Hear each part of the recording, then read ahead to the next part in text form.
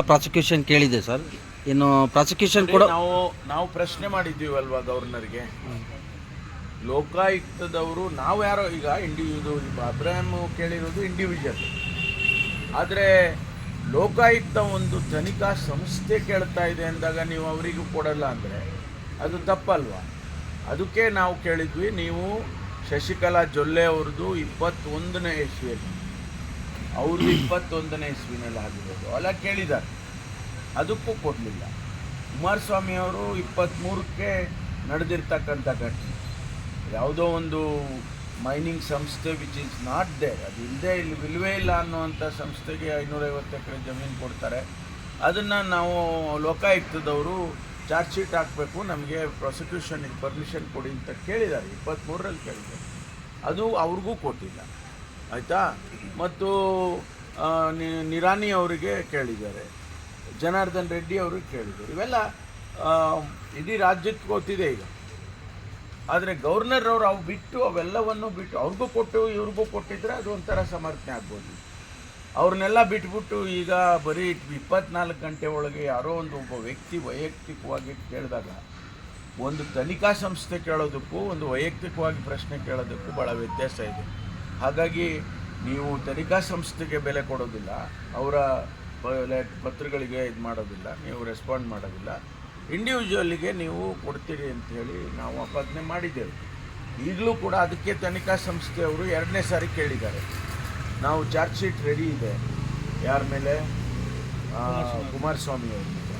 ಹಾಗಾಗಿ ನೀವು ಕೊಡಿ, ಪರ್ಮಿಷನ್ ಕೊಡಿ ಪ್ರಾಸಿಕ್ಯೂಷನ್ ಮಾಡೋದಕ್ಕೆ ಅಂತ ಕೇಳಿದ್ದಾರೆ. ಅವು ಕೊಡಬೇಕಲ್ವಾ ಅವರು? ಒಂದು ವೇಳೆ ರಾಜ್ಯಪಾಲರು ಪ್ರಾಸಿಕ್ಯೂಷನ್ ಕೊಡದೆ ಹೋದ್ರೆ ಮುಂದಿನ ಆಪ್ಷನ್ಗಳು ಏನಿರ್ತವೆ ಅಂತ ಸರ್? ಲೀಗಲಿ ಪ್ರೊಸೀಡ್ ಆಗ್ತಾರೆ. ಕುಮಾರಸ್ವಾಮಿ ಅವರು ಈಗ ಲೋಕಾಯುಕ್ತದವ್ರಿಗೆ ಅವರಿಗಾದಂಥ ಆಪ್ಷನ್ಗಳಿದ್ದಾವೆ ಲೀಗಲಿ ಪ್ರೊಸೀಡ್ ಆಗೋದಕ್ಕೆ, ಅವರು ಅದು ಮುಂದುವರಿತಾರೆ. ಈ ಕೋರ್ಟ್ಗೆ ಏನಾದರೂ ಹೋಗೋ ಇದಿದೆ? ಅದು ಲೋಕಾಯುಕ್ತದವ್ರು ತೀರ್ಮಾನ ಮಾಡ್ತಾರೆ, ನಾನು ಹೇಳಕ್ ಬರೋದು. ಸರ್, ಕುಮಾರಸ್ವಾಮಿ ಅವರು ಈಗ ಕೇಂದ್ರದ ಹಾಲಿ ಸಚಿವರು, ಅವರ ವಿರುದ್ಧ ಪ್ರಾಸಿಕ್ಯೂಷನ್ಗೆ ಅನುಮತಿ ಕೊಡುವಂಥದ್ದು ಆಗತ್ತಾ ಸರ್ ರಾಜ್ಯಪಾಲ? ಇಲ್ಲ, ಆಗಬೇಕು ಅಂತ ಹೇಳಿ ನಾವು ಕೇಳೋದು. ಯಾಕಂದರೆ ವ್ಯಕ್ತಿ ಇಲ್ಲಿ, ಅವರು ಇನ್ಸಿಡೆಂಟ್ ನಡೆದಿರೋದು ಇಲ್ಲಿದು, ಆಯಿತಾ? ಆಮೇಲೆ ಆ ಕಂಪನಿ ಯಾವುದೋ ರಿಜಿಸ್ಟರ್ ಮಾಡಿರೋರು ಇಲ್ಲಿ ಮಾಡಿರೋದು. ನೀವು ಜಮೀನು ಕೊಟ್ಟಿರೋದು 550 ಎಕರೆ, ಎಲ್ಲಿದು ಜಮೀನು? ಕರ್ನಾಟಕದ. ಹಾಗಾಗಿ ನೀವು ಡೆಲ್ಲಿಯಲ್ಲಿ ಮಂತ್ರಿ ಆಗಿರ್ಬೋದು, ಅಲ್ಲಿ ಇಡೀ ಜುರಿಸ್ಟಿಕ್ಷನ್ ಬರೋದೆಲ್ಲ ಇಲ್ಲಿದೆ ಅಲ್ವಾ? ಅದಕ್ಕಾಗಿ ಇಲ್ಲೇ ಕೊಡಬೇಕು, ಗವರ್ನರೇ ಕೊಡಬೇಕು. ಒಂದು ವೇಳೆ ಏನಾದ್ರು ಪ್ರಾಸಿಕ್ಯೂಷನ್ ಕೊಟ್ಟರೆ ನೈತಿಕ ಹೊಣೆ ಬರಬೇಕಾಗುತ್ತೆ ಸರ್ ಕುಮಾರಸ್ವಾಮಿ? ನೋಡೋಣ, ಅದು ಕೊಡಲಿ, ಏನು ಬೆಳವಣಿಗೆ ಲೀಗಲಿ ಏನೆಲ್ಲ ಬರ್ಬೋದು ಅದನ್ನ ಎಕ್ಸಾಮಿನ್ ಮಾಡೋಣ. ಒಂದು ವೇಳೆ ಅವರಿಗೆ ಪ್ರಾಸಿಕ್ಯೂಷನ್ಗೆ ಪರ್ಮಿಷನ್ ಕೊಟ್ಟರು, ಪ್ರಾಸಿಕ್ಯೂಟ್ ಮಾಡೋದಕ್ಕೆ ಚಾರ್ಜ್ ಶೀಟ್ ಫೈಲ್ ಮಾಡಿದರು, ಮುಂದೆ ಏನಾಗ್ಬೋದು ಅನ್ನೋದನ್ನು ಲೀಗಲಿ ಎಕ್ಸಾಮಿನ್ ಮಾಡೇ ಮಾಡ್ತಾರೆ. ನಾವು ಮಾಡ್ತೀವಿ, ಲೋಕಾಯುಕ್ತದವರು ಮಾಡ್ತಾರೆ. ರಾಜ್ಯಪಾಲರ ಕಚೇರಿ ದುರ್ಬಳಕೆ ವಿಚಾರವಾಗಿ ರಾಷ್ಟ್ರಪತಿಗಳಿಗೆ ಭೇಟಿ ಮಾಡಿ ಮನವಿ ಕೊಡುವಂಥದ್ದು ಏನಾದ್ರು ಚರ್ಚೆ ಆಗಿದೆಯಾ ಸರ್? ನೋಡೋಣ, ಈಗ 29ಕ್ಕೆ ಡೇಟ್ ಕೊಟ್ಟಿದ್ದಾರಲ್ಲ ಕೋರ್ಟಲ್ಲಿ, ಏನು ಬೆಳವಣಿಗೆ ಆಗುತ್ತೆ ನೋಡ್ಕೊಂಡು ಆಮೇಲೆ ತೀರ್ಮಾನ ಮಾಡ್ತೀವಿ. ಸರ್, CM ಅವರ ಕೇಸ್ ವಿಚಾರದಲ್ಲಿ ಸರ್, ಒಂದು ವೇಳೆ ಏನಾದರೂ ತನಿಖೆಗೆ ಆದೇಶ ಕೋರ್ಟ್ ಮಾಡಿದ್ದೇ ಆದಲ್ಲಿ ಹೈಕಮಾಂಡ್ CM ಬೆನ್ನಿಗೆ ನಿಲ್ಲಬೇಕಂತ ಒಂದು ಒತ್ತಾಯಗಳು ಈಗಾಗಲೇ ಹೇಳಿದ್ದಾರೆ.